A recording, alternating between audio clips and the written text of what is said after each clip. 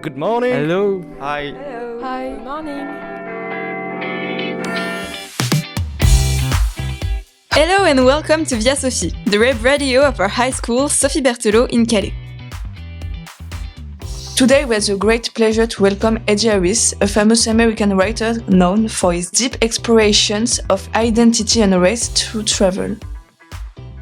His key work, Mississipi Solo, where he travels down the Mississippi River, reveals unique insights into American society.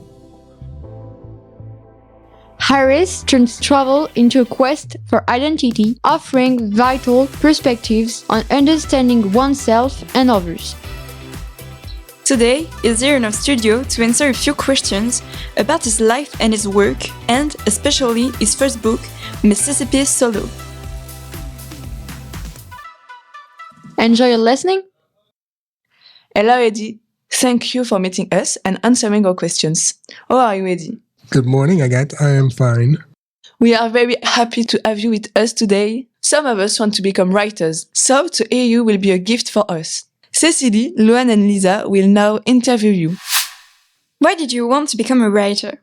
What inspired you to write your book, Mississipi Solo? Hola. I became a writer because I'm good at it and because I didn't want to do anything else. When I finished university, I had a job. I hated having a job.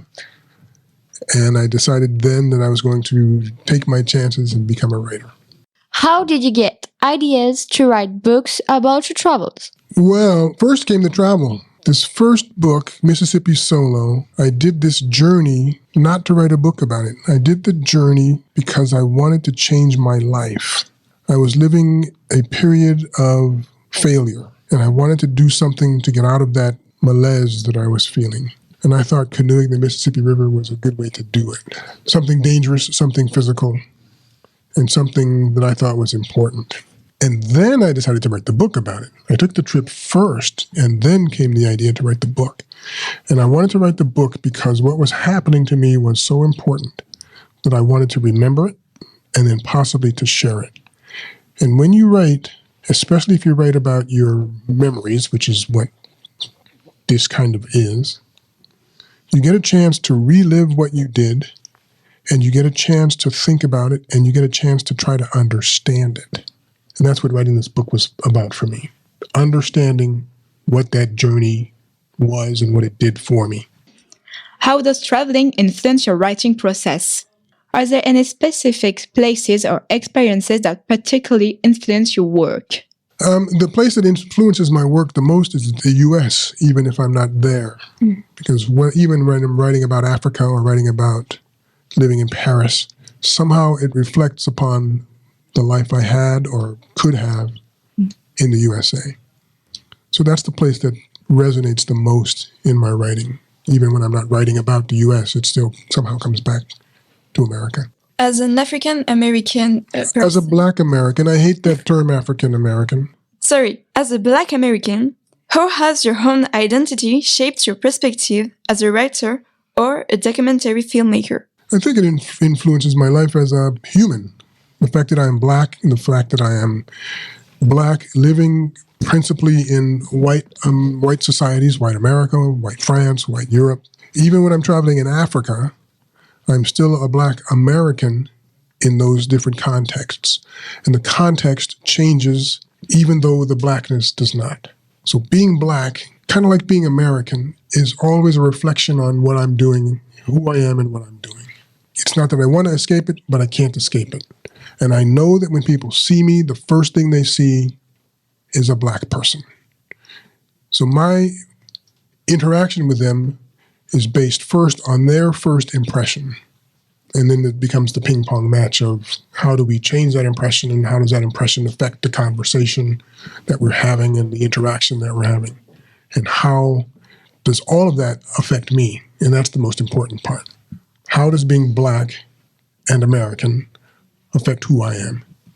And in some ways, it doesn't, except that I know that in the eyes of other people, I am an American and I am Black.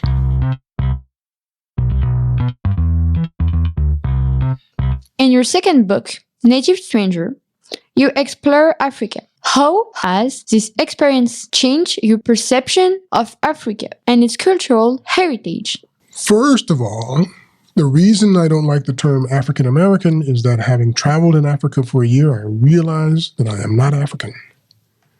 I am an American. I'm an American who happens to be black. And that is not the same as being an African American. Calling myself, or us calling ourselves African American, implies a certain cultural connection to Africa, which we do not have.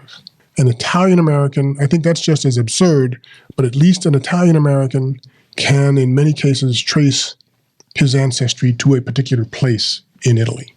There is no way that I could trace my ancestry to a particular place in Africa. I have an easier time tracing my roots to Pays de Galles, to Wales, than I do in Africa, because one of my ancestors is Welsh.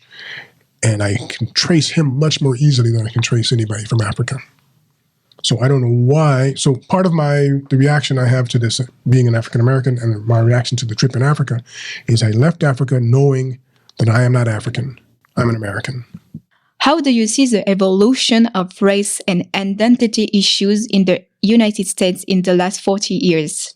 It's devolving, partly because we have fallen into this sort of sectarian ethos where I'm supposed to be black and only black, and gays are supposed to be gay and only gay, and Italians or white people are supposed to be only what they're supposed to be, and it's ridiculous. We have lost a sense of commonality. Somebody asked me earlier today what I thought about the internet. One of the problems with the internet is we stay in our own little cocoons. There is no commonality. When I was a kid, we had 3 TV channels. Everybody watched the same television shows. When you went to school the next day, you had these things that you could talk about in common. Now, maybe there's some commonality, but not the same way that it was when I was a kid. We don't share the cultural space the way we used to.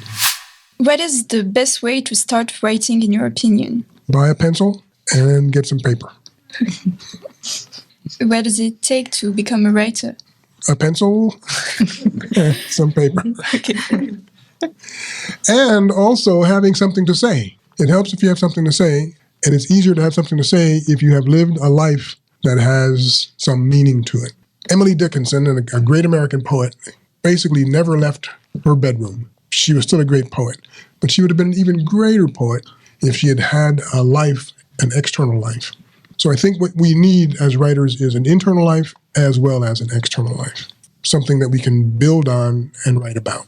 Experience, I guess, is the word. What project are you currently working on? What do you want to do next? I'm working right now on a book about immigration, trying to explore my life as an immigrant living in France and the courage that is necessary for immigrants to do what they do. And not necessarily in my case, because being an American, it is easy to move from America to France. There were no obstacles in my way. But if I were coming from Syria or from Afghanistan or from someplace in Africa, it's different. I met a woman last year who had, from Nigeria, who eventually moved to France, but she had to sell everything she owned in order to do it. And because of the political climate that she was leaving, she can't go home. As an American, if I want to go home tomorrow, I can go home tomorrow. Well, I should not use the word home because my home is in France. But if I wanted to go back to the U.S., I could go back. I could go back to live. I could go back to visit. I could go back every 2 days if I had enough money and wanted to do it. There are people who move from one place to another who do not get that opportunity because of the political and economic situations in which they live.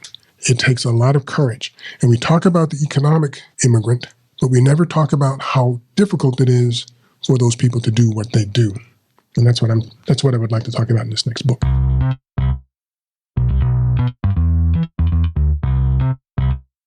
Do you think France is a good place to live? Is it better than the United States? And what culture and identity differences do you perceive?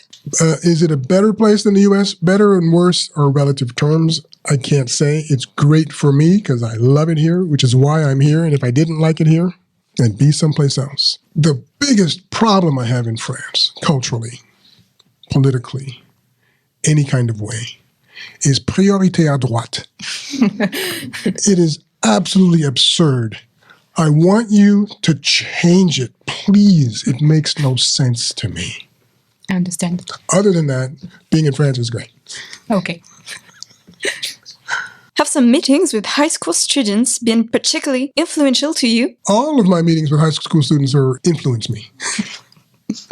Partly because I get to see my childhood. I relive my high school days when I'm in a high school. I can see earlier this morning, I was with a class, and one of my best friends from high school was in that class. It was just amazing. I was talking to him. I'm looking at this guy. He's a spitting image of this really good friend of mine. So it partly brings me back to my youth.